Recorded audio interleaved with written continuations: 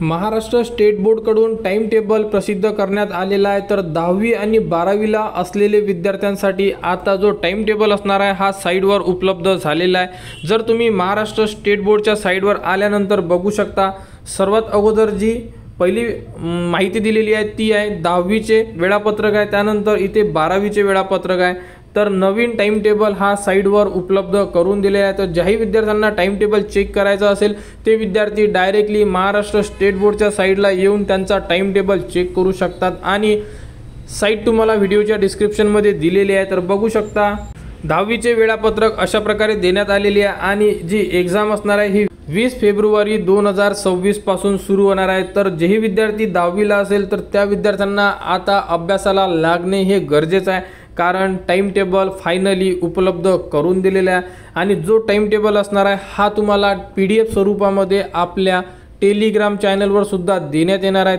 त्यामध्ये 10वीचा time table आणि 12वीचा time table दोन्ही टाइम टेबल तुम्हाला आपल्या टेलिग्राम चॅनलवर देण्यात येणार।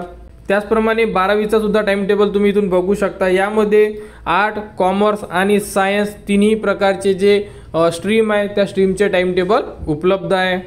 तर 12वीची जी एग्जाम आहे ही 10 फेब्रुवारी 2025 पासून सुरू होणार आहे।